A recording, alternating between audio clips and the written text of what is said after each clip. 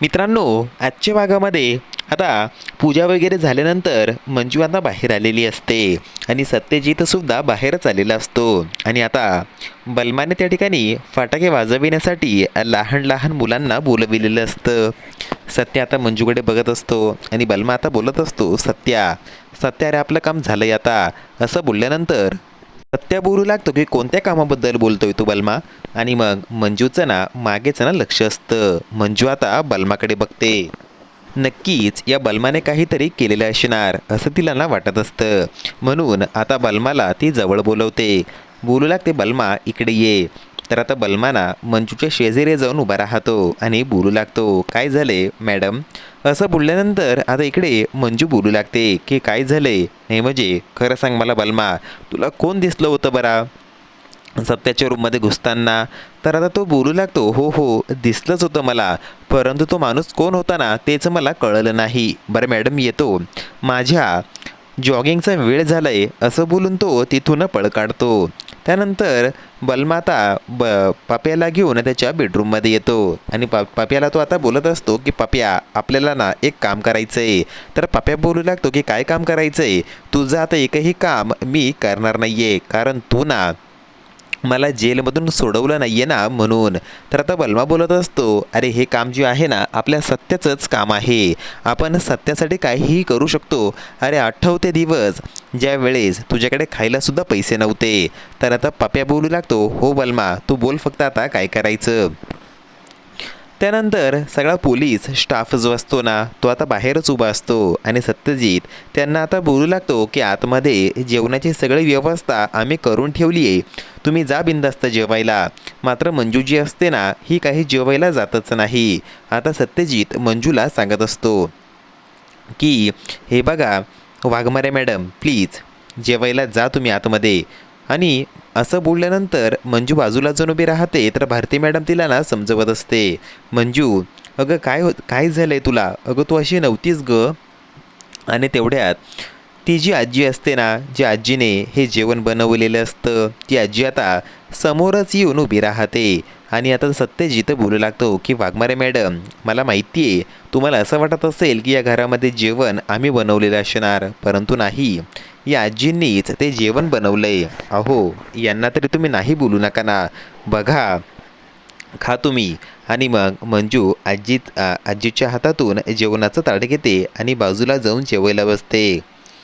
त्यानंतर पुढे आपल्याला तर अशी दिसतं की भारती मॅडम जी असते ना ती आता तो जो कॉन्स्टेबल असतो ना त्याच्यासोबत बोलत बसलेली असते पडवळसोबत. पडवळला ती बोलू लागते की पडवळ चांगली चौकशी करायची बरं का, बाहेर काही नाही, अजिबातच झोपायचं नाही आहे तू इथे. तोच आता बलमा त्या ठिकाणी येतो.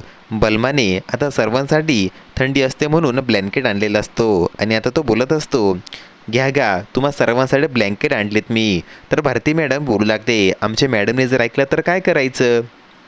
तर बलमा बोलतो, तुमच्या मॅडमचं काय, तुमच्या मॅडमला मी बरोबर समजवतो ना. आणि तेवढ्यात मंजू येऊन समोर उभी राहते आणि मागे मंजूने बलमाच्या जे काही थोबाडीत मारलेलं असतं ना हे बलमाला आता आठवतं आणि तो गालालाच हात लावतो आणि बोलू लागतो, करा करा तुम्ही हे घेऊन जा मॅडम मी येतो. आणि आता मंजू बलमाला बोलवते आणि बोलू लागते की बलमा अरे काय चालू आहे हे. तर बलमा बोलतो, हे तुमच्या सासऱ्यानेच दिलं आहे.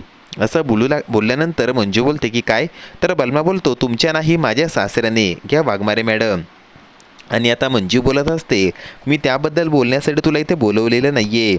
कुणी आहे का असं ज्यावरती तुला संशय आहे, जो सत्याला मारण्यासाठी ते आलेला असेल बरं. तर बलमा बोलतो, मी सुद्धा तोच विचार करतोय वाघमारे मॅडम, कोण असेल तो व्यक्ती.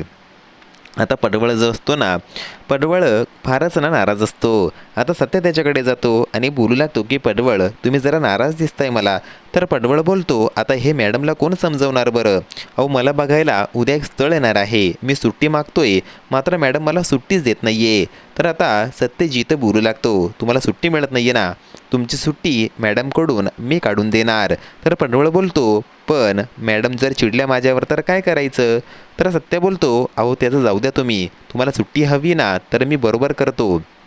आता मंजू सत्यजितची जी गाडी असते ना गाडीच्या शेजारीच ना खुर्चीवरती झोपी गेलेली असते. थंडी असते, तिला थंडी वाजत असते. तशीच हातपाय गोळा करून ती खुर्चीवरती बसलेली असते आणि सत्य आता बोलू लागतो, बघा वाघमारे, शेवटी तुम्हाला सुद्धा स्वतःची काळजी नाही आहे. असं बोलून मंजू आता सत्यजित ब्लँकेट घेतो आणि मंजूच्या अंगावरती ओढतो आणि ब्लँकेट ओढताच ना मंजू आता सत्यजितच्या हातामध्ये जे कडं असतं ना त्या कडाला पकडते. दोघंही आता सोबत तिथे खाली बसतात. सत्याला स्वतःची काही सुटकाच करता येत नाही. तो गाडीच्या टायरवरती तसाच तिथे बसून राहतो. मंजूकडे एकटक न बघत असतो. जोपर्यंत मंजू सत्यजितचा हात सोडत नाही ना तोपर्यंत तो सुद्धा जागचा हलत नाही. आणि मग आता स्वतःची सुटका करून सत्यजित जरा बाजूला जातो. आता भारती मॅडम हे सगळं लांबूनच न बघत असते. ती आता बोलू लागते, मला माहिती आहे म्हणजे तुझ्या मनात अजूनही सत्यासाठी जागा आहे, फक्त तू ना ते दाखवत नाही आहे. आता येणाऱ्या पुढील भागामध्ये सकाळ होऊन गेलेली असते आणि तेवढं त्या ठिकाणी कॉन्स्टेबल येतो आणि तो बोलू लागतो की सत्या घरामध्ये नाही आहे. मंजूला जेव्हा हे कळतं ना तेव्हा ती एकदमच सगळे नाकेबंदी करते आणि बोलू लागते, सगळे CCTV फुटेज चेक करा. मित्रांनो, हा व्हिडिओ तुम्हाला आवडला असेल तर व्हिडिओला नक्की लाईक करा आणि आपल्या चॅनललाही जरूर सबस्क्राईब करा. धन्यवाद.